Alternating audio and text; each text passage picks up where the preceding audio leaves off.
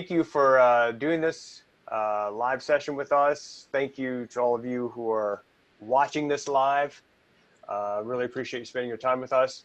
Hopefully you get a lot out of this. It's called the Blues Lick Connection Trick. And I am totally stoked to see what that means.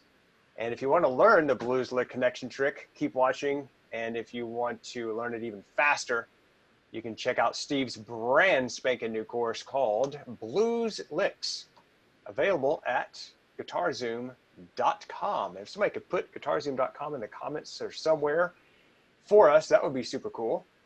You can check that out there. Lots of people have already enrolled in it, Steve. So thank you for making that course, and thank you for spending some time with us today to teach us the Blues Lick Connection Trick.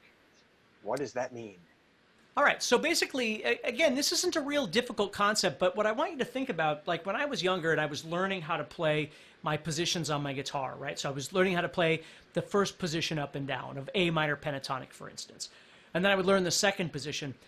I always refer to it as playing with blinders on. Like a lot of times when we play, if we move into that second position, we're not really able to see the first position or the third position or whatever around us, you know, so when we play, like a lot of people say, well, my solos tend to sound like scales. And the reason is because when they get into these various positions, unless you're really comfortable with them, you play them like scales. You practice going up and down with a metronome or whatever it might be. And so you train yourself to play them in that way. And so what I want to talk to you about is when you have a lick, for instance, and you want to move somewhere, I don't really think about playing, you know, a certain lick like lick 48 and then moving to lick number 68 or something like that. I don't think about that in my head. It's just when I get into a position, I have a bunch of different ideas of things that I could do. And oftentimes I don't empty the bucket of all those ideas. I just start kind of improvising and it all sort of comes out. And what today is about, the Blues Lick Connection Trick, is understanding that when you get done with a phrase, now we can call it a lick or whatever you want to call it, but when you get done with an idea, you're landing or ending on a certain finger. And what you have to understand is what that's really doing is setting you up for the next movement that you're going to make. Now, if you think about it, if I was to play a lick, like let's say I play something like this. I have now ended on the 4th string on the 7th fret. Okay? So the first thing, the most logical thing I can do is literally stop playing, pick my hand up and go somewhere else, whether it's in that same position or another position. Which is great because it offers the availability of silence for a while. Like I always tell people, a phrase is not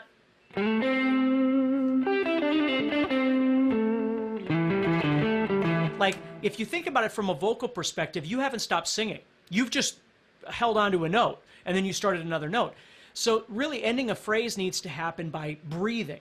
So what you do is when you play something, now you're done. Now you're done. And you can decide how long or short you want those phrases and all those sorts of things. So if you think about that lick, when I end on that 3rd finger, my first option for connection is to completely stop playing and go somewhere else. And what makes that super cool is that I can make a lot of dynamic changes. Played something really low and all of a sudden here I come with something really high. And then something really low. And again, it might seem obvious, but I want you to think about that. Very cool. Yeah, so now the second thing is let's say we're going to go to the next option for connecting. Let's say I do that same lick, some sort of lick, and I end on the 7th fret again with my 3rd finger. Now if I think about it, if I actually want to shift while playing, I have to decide what I want to do with this 3rd finger. Now either I can work my way back toward the floor with something else, or I can continue working my way toward the ceiling. Remember my first lick kind of worked its way toward the ceiling. Now I could continue on, right? Or I could move back toward the floor. But the point is I'm staying in that position. Okay. Okay? So first idea was I'm going to completely stop playing and shift somewhere else on the fretboard. The second idea is I'm not shifting anywhere. I'm staying exactly where I am, but I'm not moving into any other positions. I can choose to go back where I came from or keep moving the direction that I was moving originally. Okay. So you have to understand, like a lot of times when people have licks, like they don't realize it, but consciously they're learning licks that all move them toward the floor or all move them toward the ceiling. This is why when people start practicing scales, they can play, for instance, really well this direction, but they never practice going this direction. So subconsciously, a lot of the things that they learn are always pushing them toward the floor because that's what they're comfortable with. Got it. Okay? So what I want you to be aware of is if you've come from this direction, be aware that you can go back the direction you just came with something else. Or continue on. So that's kind of the second idea of connection. Now, the most important one for me is the third one here, which is the way I move across the fretboard. When I play a lick and I end, I make a conscious decision to move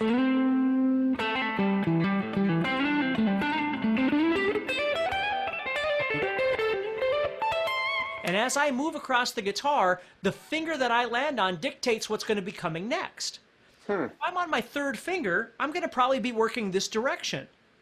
And I need to have something available. If I don't have any licks sitting here in the second position in this fingering, there's nothing for me to play. Or what I could have done, now all of a sudden I'm on my first finger, maybe I've got a lick that makes more sense to me starting with my first finger. Does that make sense? So you're starting, you're basically preparing for your next lick by starting on the right finger. That's correct. So if you think about it, again, it depends on the player, but if I'm always ending on this side of my fingers, right? Whatever's on this side of the guitar. So pinky, third finger, something like that. It's going to allow me to slide in, but then I'm going to have to work in this direction. Now, again, I know I can go toward the floor, toward the ceiling. We already talked about that. But as I slide in, I've got to have something available that starts with my first finger or my third finger being here. If I was to slide in with my first finger, now I'm also in the second position. But there's a lot of other options that I might have in my brain by starting with my first finger versus having subjected myself to starting on my third finger. Okay.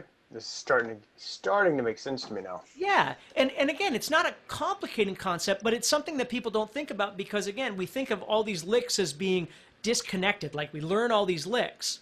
What we have to understand is in order to be able to connect these licks together, we've got to be able to fill between those licks with motion, with movement. Whether it's physically picking up and setting down, whether it's moving toward the floor, toward the ceiling, or whether it's moving horizontally. And as we do these things, we need to be aware that we're setting ourselves up for the potential next lick or next movement that we're going to play. So for instance, if I'm here, now I'm in the second position.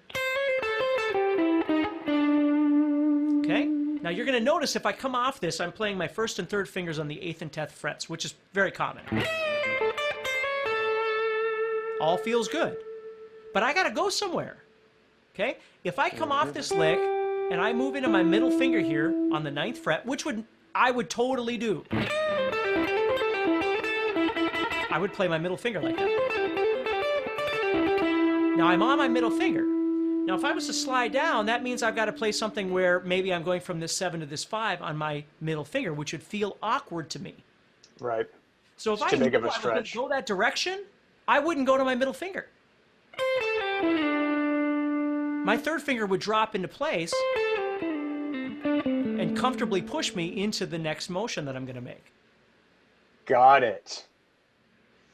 So are you thinking about the lick that's coming up as you, like how did you know to slide on that finger?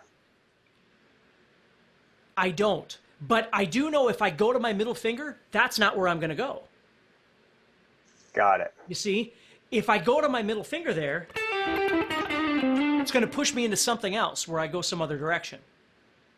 I see. So so where you land at the end of that phrase dictates what's coming up next. Absolutely. At least in direction. Maybe not a specific element, a specific lick or something. Maybe not that. But you have to understand that a lot of people don't think about that. Like, they don't realize that a lot of those things are either benefiting you because this is the natural motion that you make across the fretboard. That's what's really happening. When we practice scales, we get a book or whatever, and again, it's not like I haven't taught this a billion times, because I have. But let's say you're learning that first position. And now what you've trained yourself to do is play 1-4, 1-3, 1-3, 1-3, 1-4, 1-4, which is great. But that doesn't mean that every time I play a lick, I'm going to be playing 4 and 1. I very much might be playing 1 and 3 because I am exactly what I'm talking about right now. You see? I might lead into something else because I'm using a different fingering. Right. So even though I practice my positions with a metronome and things like that with a particular fingering, when I'm actually playing, those aren't the fingers that I'm going to necessarily use. And this can be confusing to players because they go, well, aren't you supposed to play these fingers? Like the worst one for me is the second position, if you know that. Like the way I learned how to play it was, because it's 4 fingers for 4 frets, I would play middle and pinky on 8 and 10, which is evil already to begin with. Like there's no time in my life that I would want to be on my middle and my pinky. Yes. And then the next one would be 1-4, 1-4, 1-3, 2-4, 2-4. Can you imagine playing this upper box with your middle and pinky? Like who would do that? Nobody. I would want to be on these fingers. You see?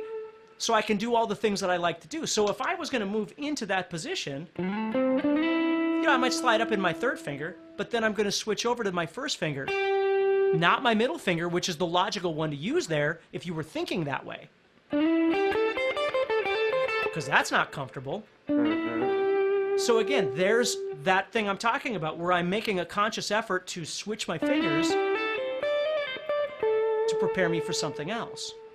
So the point of this is I want you to start thinking as you're moving this direction, or you're picking up and moving around, be aware that when you end something, the finger that you end on is going to dictate what comes next, or the finger that you slide on is going to dictate what comes next.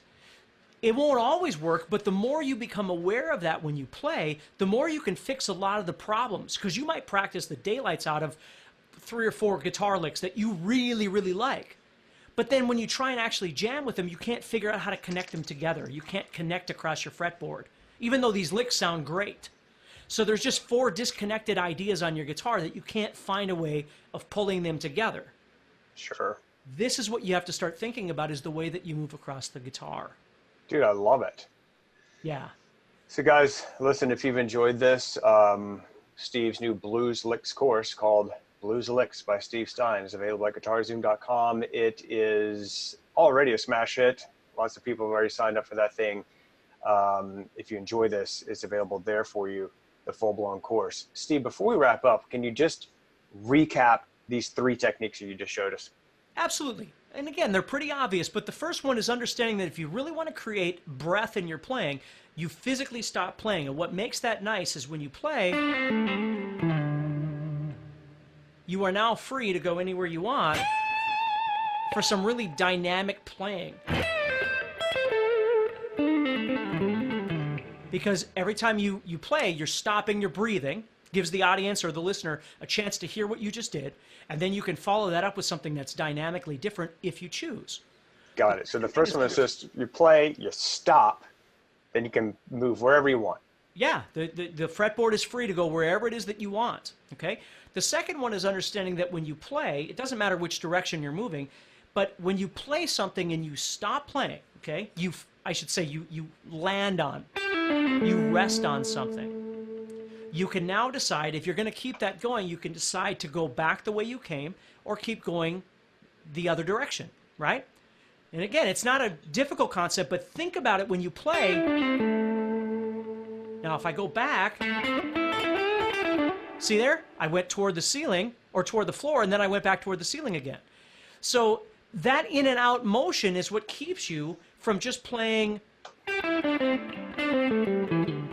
the same direction all the time. Although you could make licks that do that too. Just become aware of that.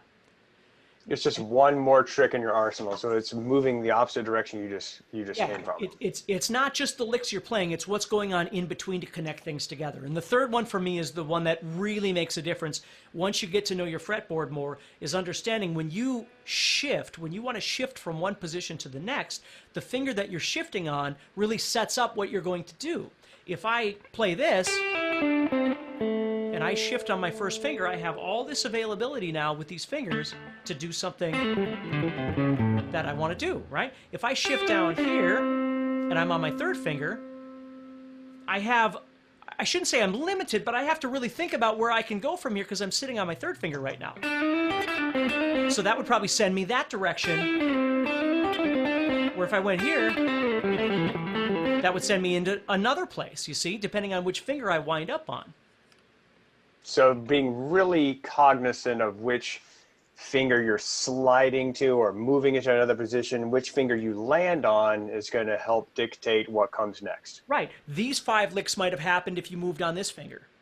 If you move on this finger, these 3 or 4 licks or 4 options might happen because now you're viewing it differently. Your hand is in a different position. I love it, man. Thank you so much. Dude, you're such an incredible teacher and player. I'm really excited. Well, I'm excited to be working with you for however many years we've been together. It's been a great gift to spend time with you. It's been a great gift for you to be here with us today. And also thank you for creating this new course, Blues Licks. People are interested in learning how to really play authentic blues solos. This will help you. It's available at guitarzoom.com. Thank you so much, Steve. Really appreciate it. Absolutely. Awesome. Thanks, everybody. And everybody take care, and I'll talk to you soon. Bye, guys. Thank you for being with us here.